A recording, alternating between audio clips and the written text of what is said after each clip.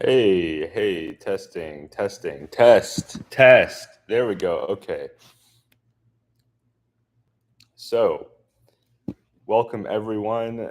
We are live.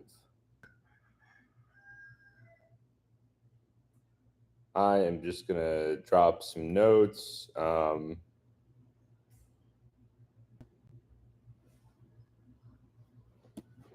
Yeah, so I am here in Dumaguete and just waking up. It's good to see everybody. It's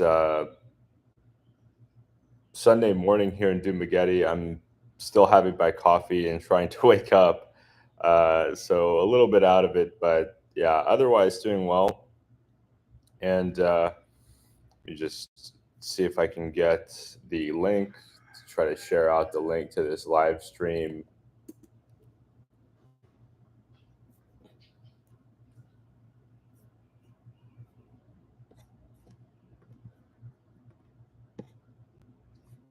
Been super excited with the growth of the chat. Hey, Tony, welcome. I'm so glad to see you here. I hope this is a convenient time for you, Tony. I just want to give you a heads up that sometimes I'd really like to live stream, but there's copyright music in the background, or it's particularly noisy in the background, and so I feel like sometimes the quality could be impacted, right? I want to deliver a good experience for you as the not only as a viewer but also a member. But yeah, great, yeah, that's good to know. Um, yeah, so. How are you doing, Tony? How is I guess it's fall weather for you there in North America? It's still super hot here, and yeah, it still feels super hot here. I thought it might cool off next month or in December, but I'm talking to some friends here, and uh, they mentioned it doesn't really seem to cool off a lot.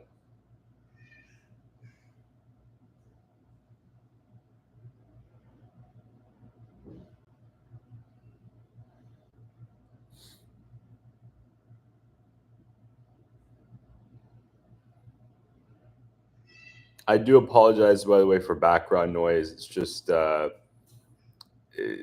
it's very noisy. I'll just yeah, very noisy.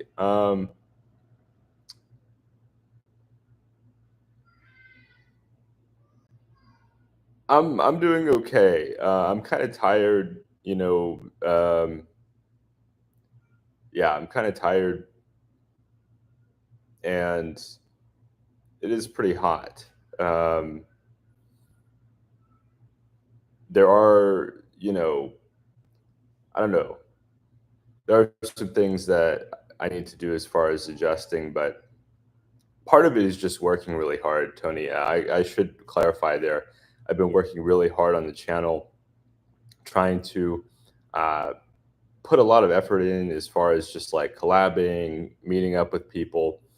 Um, so Sunday seems to be the day when it all accumulates. It kind of hits me how tired I am, and then Sunday tends to be a bit more of a chill day for me.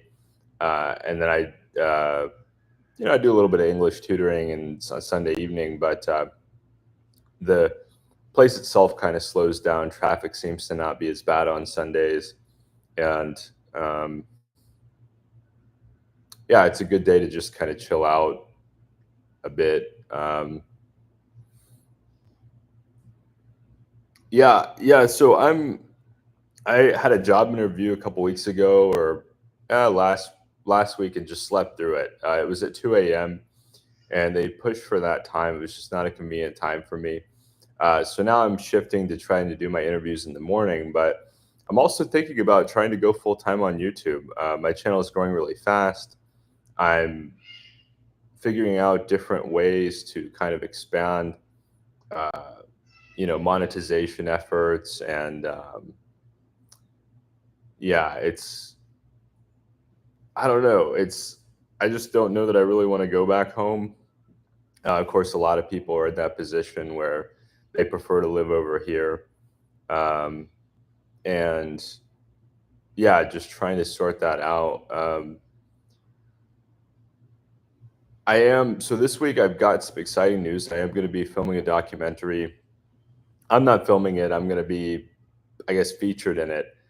So I'll have more details when that's released. I'll be sure to share a link with everybody. This is something I'm excited about. They reached out to me like a week or two ago, like a week ago, and uh, originally they were going to film in Manila, and I asked, "Hey, can you fly me up to Manila? I'd be happy to do it, but helping me meet me halfway with the cost of the flight." And they said, "Well, you know what? I think we should come to Dumaguete." So they're going to come down here, and we're going to film. We're going to spend like I guess a half day uh, filming here in Dumaguete, and yeah, I'll have more details on that after it's done. I think it's going to take some time for them to edit it and all that. But it's a really exciting opportunity, and I think it'll be interesting. I think I'll learn a lot from it. And yeah, I mean, I would kind of prefer to pivot my career toward media anyway. So, I don't know exactly how I'd go about doing that, but I prefer working in media over working in sales or other types of corporate jobs back in America. It doesn't really feel like work to me. Other people see it as work. I've met a lot of people who've told me I could never be on camera. I could never take all the flack or the trolling or all that kind of stuff. And it's whatever. I mean, I got a thick skin. I don't really, that stuff doesn't really bother me. So um, it's, yeah, there's just a lot of opportunity for hopefully for me to pivot toward working more on media because I just think it's more interesting. It's more fun. There's still a lot of opportunity to build a career or that kind of thing. But yeah, I suspect that I may be washed out of the tech industry. I'm not for certain on that, but like I've had a bunch of interviews and no offers. Maybe things will improve after the upcoming U.S. election. It could be that a lot of companies are hesitant, to make big commitments in the way of hiring until after they get a sense of what the next 4 years will look like. But if I don't get something, eventually I've got to, go more onto YouTube. I've also looked at seasonal jobs. So one of the things that I've thought about, and I've met a few people that do this, is they go and they work in the U.S. for 6 months, and then they go travel abroad for the other 6 months, right? So they alternate between earning half the year in the U.S. where the wages are quite high, and then taking their savings, saving up all that money, and then going to other countries that offer a higher quality of life.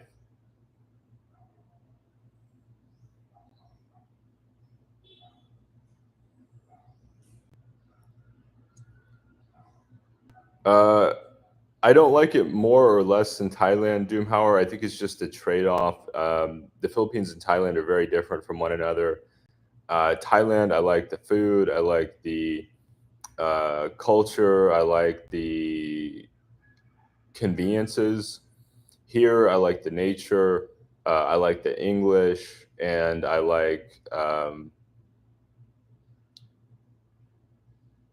think I have more expat friends here. So I think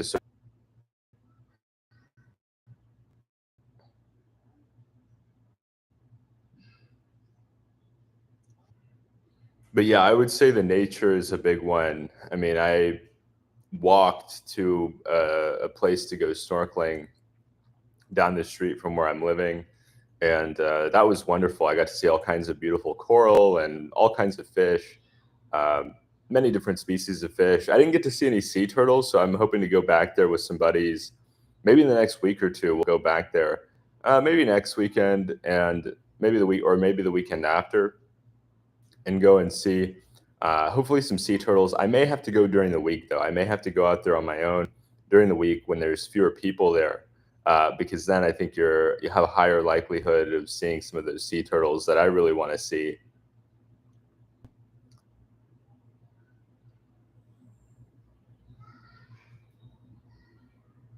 Um, but yeah, Doomhauer. I mean, it's a trade-off. It's. I think your value for money for accommodation is higher in Thailand. I think most people would agree on that. That if they spend X amount on accommodation in Thailand, they're going to get more bang for their buck uh, compared to here. I would say also the Philippines. Oh, hey, wow, good to see you. Good to see you, Paul. Welcome, welcome. Paul is a wonderful guy. The two people on here that haven't watched his channel, go check it out. He's really a wonderful friend, and feel very fortunate um, to have met him and all the wonderful characters here in Dumaguete and the two crazy people.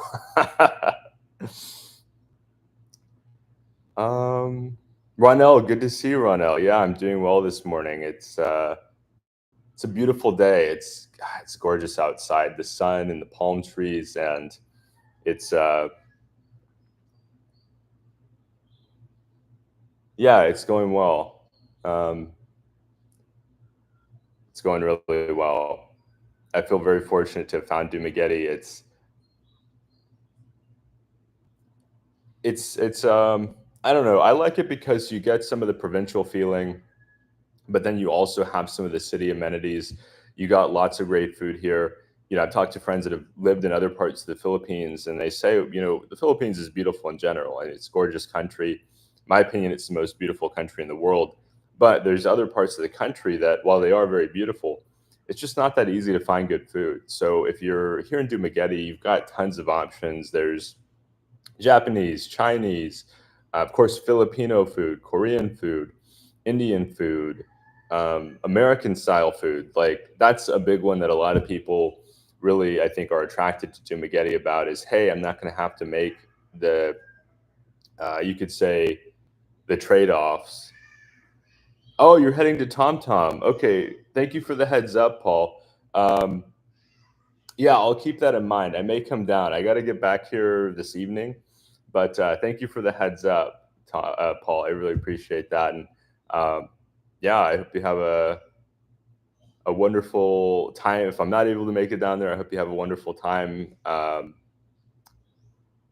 Either way, yeah, yeah, it's uh, it's a really nice spot.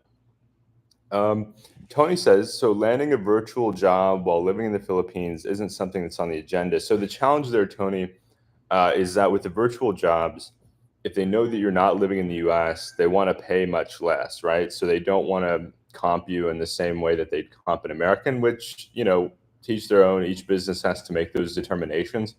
But I'd work just as hard, right? For me, if I've got a job, I take it really seriously and I want to maximize value for my employer. I know some people would disagree. Some people would call me a loser for having that mindset. But I look at it like the harder I work, the more I learn. So even if I'm not necessarily getting the most out of it or whatever, I'm usually learning more if I'm engaged and giving it my all.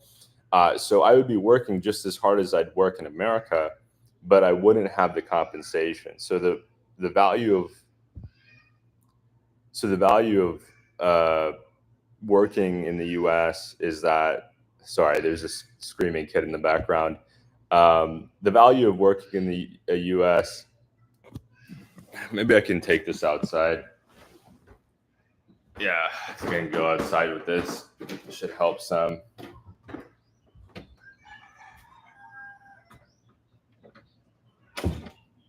So the value of working in the U.S. is that the salaries are super high and your cost of living is high, but not so extreme. So you get this advantage of basically being able to put away a lot of money, and so that's why it's worthwhile to to work back home, right? But if I'm working super hard, but I'm not able to pad my investments, it kind of defeats the purpose. Not to say I don't work hard on my channel; it just doesn't feel like work. It's so much fun. It's so enjoyable. I get to meet so many interesting and cool people. Uh, it it's I do it for free, right? So that's kind of the difference between this and working in sales back home is that most people would not do sales work for free. Most people do not want to be under the requirements of a quota. They don't want to be having to perform at that level every single day, day in and day out. There's days on my channel, like I let's put it this way, there's things I like about doing this channel and there's things I don't like about doing this channel, but the more success I have, the more I can focus on the things that I enjoy doing. If you were to ask me what I enjoy doing, I like talking to interesting people. The channel enables me to do that. We can crouch down here a bit. The channel enables me to do that, right? So the channel enables me to talk to all kinds of interesting people and meet really cool people. I've gotten to meet some people that have really helped me out in my journey. People like Paul, who joined in the chat a bit. People like Mike. These guys have really helped me a lot through their content creation. And to be able to like meet guys like this who, they provide an alternative, right? A lot of us back home are unhappy, and they're showing you step by step how they live what you might call an alternative lifestyle. And I think that's so empowering for people who don't really fit in. And I never really felt like I fit in back home. So as far as parts of it that I don't like, I would say editing is just time consuming. I don't hate editing. It just is really time consuming, and it can feel really grindy because you're watching, in effect, you're watching a video that you've already recorded over and over and over again, trying to go through it. And it just, it's not the most fun. Plus, I like socializing. And so sitting down to doing it on my own. Now, the upside of editing is you learn a lot of techniques. You learn how to make better content. You have to really examine your content. Okay, this is working. This is not working. I'm messing up the audio, which is more important than the video quality. But yeah, let's see.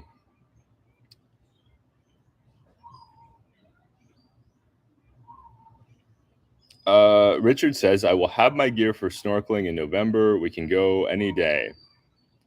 Hi, Paul. Yeah, that sounds great, Richard. I'll probably end up extending through November. I really want to make it down to Bukidnon province. So I have a buddy, a Filipino friend that lives down there. He works in Bukidnon. He lives in Cagayan de Oro, but he goes back and forth for work. And Bukidnon is gorgeous. It's up in the mountains, so it's a bit cooler. It's not as like well known as Baguio yet.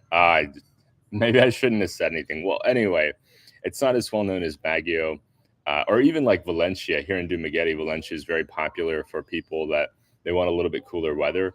But Bukidnon being in Mindanao, it tends to scare some people away. I'm not afraid.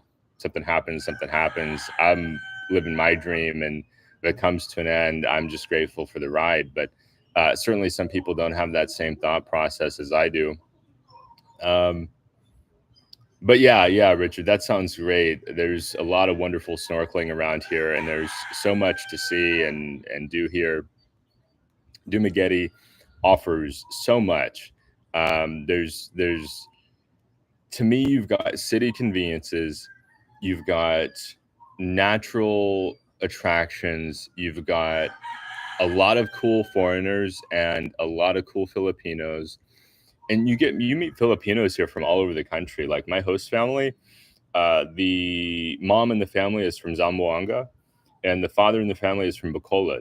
So you meet people from different parts of the country, and it's just, to me, it just punches far above its weight. Like it's got such an international feeling, yet still feels like a small town.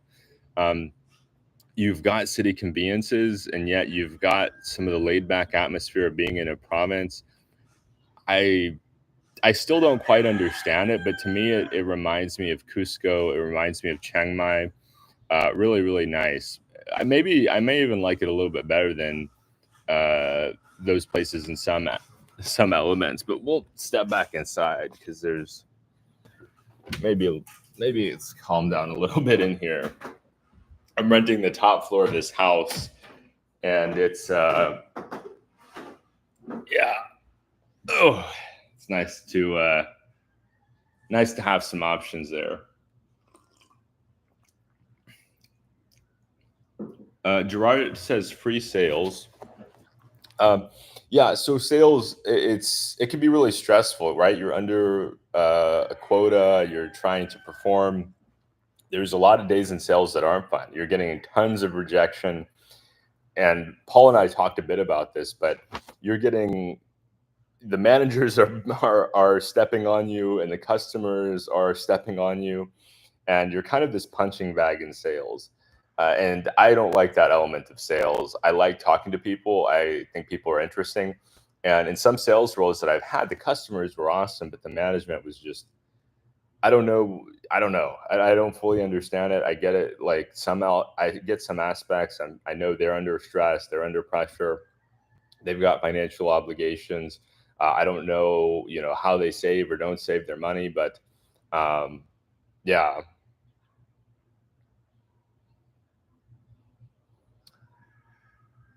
the good thing about sales is that I learned a lot. I learned how to communicate with people, which I was pretty socially isolated growing up. So I didn't really learn a lot of social skills. I just was kind of isolated for various reasons. Grew up in a narcissistic household, which resemble cults. If you're familiar with narcissism, the environment becomes kind of cult-like, and it's like being in a high-demand religion, or it has elements of coercive control. Don't do this, don't do that, a lot of absurd rules. And so you're not quite fully socialized, I think, when you grow up in an environment like that. But when you're in sales and you're having to talk to people for 5, 6, 7, 8 hours a day, you will learn to socialize. Even unless you've got a major issue, your social skills will improve. You'll learn about communication, you'll learn about people's motivations, and you better understand how to deal with people. And that's helped a lot with my channel. I credit sales with helping me grow this channel because you learn. One of the things you learn in sales is how to ask questions. And for me, asking you guys questions and asking friends questions is really accelerated my learning, accelerated my capabilities. Yeah, it just made me a lot more efficient. It's made me a lot happier. I understand people a lot better. I could go on and on about the benefits of working in sales, especially if you're working in like high value add sales where you're dealing with intelligent salespeople. Some of the smartest people I've ever met in my life were in sales jobs. There's this stereotype or critique that, oh, salespeople are dumb. That's not the case at all. There's a low barrier to entry to sales. So technically anybody could really work in sales, but as you move up and you deal with higher ranked or more experienced sales professionals, there's a strong, like, unique intelligence that comes with that kind of work. Being able to handle people, being able to, kind of like, I can direct conversations in different directions now. Learning how to take control of a conversation, like, hey, this is where we're going, and I could turn it on and off. Sometimes I turn it off, like had a conversation. The most recent video I put out with my buddy Will.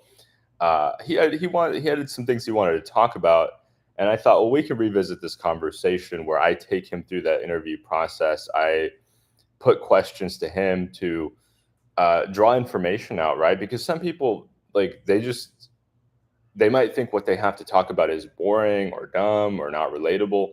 And you, as the salesperson, or you as the interviewing person, have to evaluate, what is my audience interested in, and what kind of directions are going to be intriguing for people. And so, would I want to work in sales forever? I don't know. I mean, I think YouTube is in a way sales, right? Like, you've got a guy like Paul, who he's got this strong history of sales, and his videos are a product, but essentially he's trying to put out the best product he can and sell you on it. Like, hey, do I have a compelling story here? Hey, am I providing you with value? Is this interesting? Is this insightful? Is this something that's going to, um, is this something that's going to be worthwhile for you?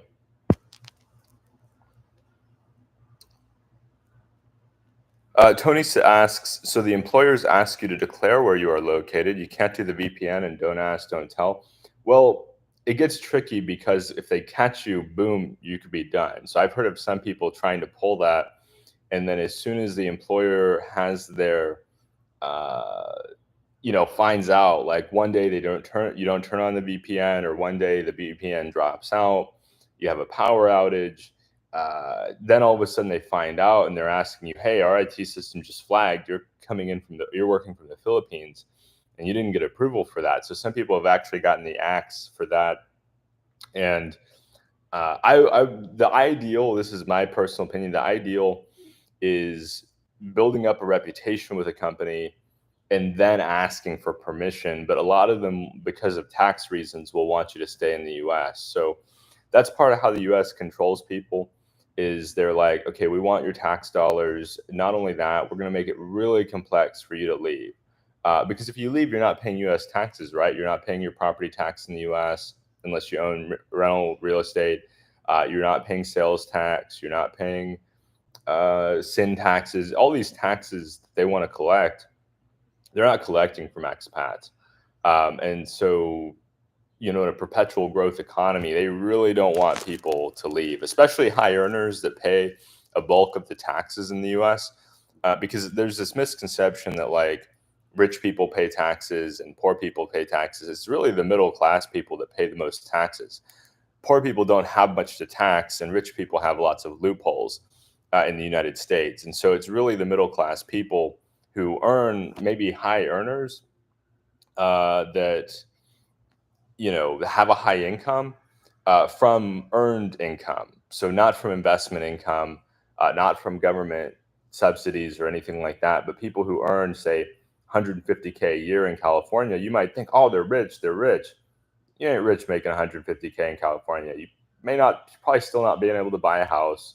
You're probably living in a small apartment. You need maybe two people making that are going to do pretty well, but it's, you're still renting. You're probably still in an apartment. Like I, through a friend, and like a friend of a friend basically is a couple, and they have two people making close to that amount, and they still rent an apartment in California. So the rich people own assets and the tax rates. So yeah, I'm getting kind of long-winded, Tony, but yeah, they have a lot of incentives to stop you from working abroad, because if part of it does impact the earning potential of Americans, and if a whole bunch of Americans can't earn a strong standard of living anymore, that could cause more instability in the United States. So yes, it's possible. It's more with the programming. If I got more into programming, I could take contract-based work. But even then, there's a ton of outsourcing going on right now. There's a ton of outsourcing where companies are firing a bunch of American staff, and they're hiring in Poland. They're hiring in, you know, I don't know, Taiwan, other countries where there are skilled people, but you could pay a lower wage. Those countries may not have, India, for example, they may not have the same level of worker protections that they have in the United States. And so, yeah, I mean, there's no shortage of greed in America, and they'll do whatever it takes for that to increase that bottom line, that dollar. And I don't blame them. Humans have evolved to control resources. We've evolved in a world with finite resources where food is limited, shelter is limited. By the way, 21 people watching, please give us the thumbs up. It helps to boost us in the algorithm. But yeah, I mean, it's a tale as old as time. I think everybody is selfish. So people are just doing whatever they can. Is it ideal? I don't think so. Is it just? I don't think so. But yeah. Lincoln Emerson says, jumped in on editing answer. I tend to over edit, then I get bummed that nobody sees how much I did. Yeah, I've had to pull back a little bit on my editing. I've gotten some tips from a couple of my friends that are YouTubers here. I mean, Paul has it great. You look at his videos, he does minimal editing and he just knocks it out of the park, and his audience doesn't expect hardcore editing. So yeah, that's definitely over editing could be a thing. Lincoln says, I'd rather do commercial roofing again than sales. That's pretty bad. Yeah, I've heard bad stuff about commercial roofing. Cars says, my dad had a good career in sales, sold mattresses for Burlington, said you need to believe in what you're selling. Yeah, I agree, Cars. You really have to believe that it's a quality product and that it's going to make people's lives better if they're able to acquire or to purchase that product. Liam says, good morning, Poe. Good morning, Liam. Welcome to the channel. Good morning, Poe.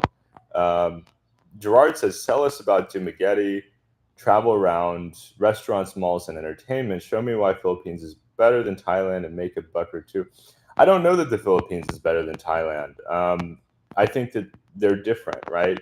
It really depends on your priorities. To me, the challenge of filming out in public in Dumaguete is multifold. One, copyright music. There's copyright music all over this town. People like to play music that is copyright restricted. So I had an acquaintance of mine down on the boulevard a couple months back. Oh, I'm going to do a live stream on the boulevard, right? Sounds wonderful. It's a beautiful part of the city. It's gorgeous. It's free for the public. Anybody can go down there and enjoy. And I may have to cut it because copyright music just started coming in. Uh, yeah, I may have to cut this stream because somebody literally just started playing copyright music uh, around the corner from me. So maybe we could do a few more minutes, but yeah, I can't. That's the principal issue, Gerard. Is that so you go out in public and you think, oh yeah, I could just walk down the street and show videos. No, you people start playing copyright music, boom, you're getting a violation, uh, and you get enough violations, your channel is done. Let's see if I can we'll pop right here. This seems like it'll be enough to but yeah, I mean, you get several copyright violations, Gerard, and your channel's done. So, and the malls also play copyright music. There's tons of ambient noise. I mean, there's tons of ambient noise that you have to be mindful of here. That it it's not easy. There's a reason you don't see a lot of vloggers here in the Philippines outside of like remote or rural islands, like just walking around town. It's just not practical to do that. You're going to have so much ambient noise that people are not going to be able to hear anything. It's going to be unpleasant to listen to. You're going to hear loud motors. You're going to hear construction. You're going to hear angle grinders. You're going to hear people screaming and yelling, not in a bad way. They're just excited and they're having a good time and they're enjoying their lives. Like being here has helped me adjust to noise. But as far as the viewer experience goes, then it can be, it doesn't matter where you go here. It's one of the most population dense countries in the world, and a lot of people in the Philippines, they associate noise with having fun, right? So if you're having fun, you want to express yourself verbally or audibly, and it's not a negative, and it's a lot better than the U.S., where normally when people are being noisy in the U.S., it's because they're having some kind of upstairs crisis. Like in California, you see that a lot. I've had neighbors that have been fighting with each other in California, so it's not the same. It's not the same.